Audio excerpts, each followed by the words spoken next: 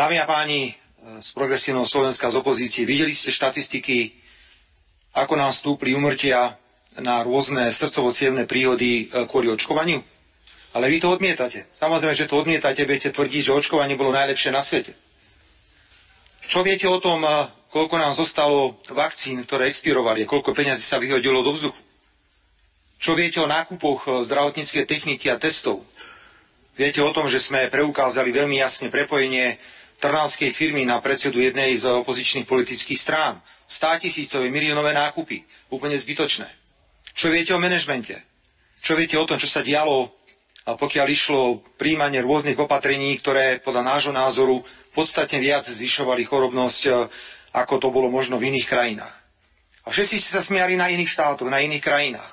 Smiali ste sa na Rusku, kde sa postavili na princíp individuálnej návštevy pacientov lekármi. A podstatne lepšie to zvládli, ako sme to zvládli tu na Slovensku. Máme 21 000 úmrtí, ktoré spájame s tým, že vlády, ktoré tu boli od roku 2020, neboli schopné riadiť a hľadeli len na ekonomický prínos a samozrejme hľadeli na to, aby sa kláňali farmaceutickým firmám, od ktorých kupovali v obrovskom množstve zbytočné zdravotnícke pomôcky a často aj vakcíny. Nechcem už aj hovoriť o európskej úrovni.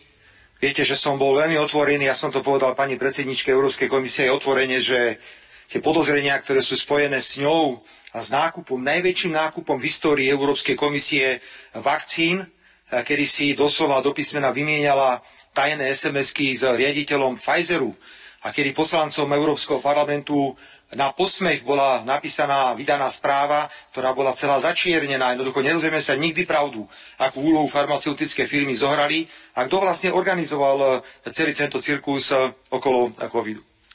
Za týchto podmienok, dámy a páni, vláda Slovenskej republiky sa rozhodla, že vloží do programového vyhlásenia vlády záväzok, že sa vysporiada s touto témou. Slovenská verejnosť jednoducho potrebuje odpoveď. Potrebuje odpoveď ohľadne očkovania. Čo to vlastne bolo? Prečo boli ľudia očkovaní rôznymi experimentálnymi vakcínami bez akýchkoľvek skúšok? Prečo do ľudí boli pchaté všelijaké lieky? Prečo bolo celoplošné testovanie? Kto kupoval? Prečo kupoval? Aké množstva sa kupovali? Koľko to stálo peňazí? A skončíme pri miliardách. Pri miliardách. Môžete sa rehliť, koľko chcete, pretože vy iná nič neviete, len prejavovať neúctu k inému názoru. Viete, demokracia je o tom, že niekedy rešpektujete aj iný názor.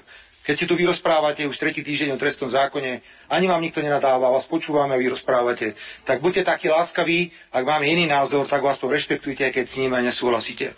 Za týchto podmienok sme sa rozhodli, že vytvoríme úrad splnomocnenca vlády, ktorý sa bude týmito otázkami zaoberať. My sme dnes pána splnomocnenca nielenže vymenovali, ale my sme ho aj splnomocnili, pokiaľ ide o získavanie informácií v rôznych inštitúciách. Predovšetkým budeme získavať informácie od hlavného hygienika. Budeme sa pýtať na Národnom centre zdravotníckych informácií.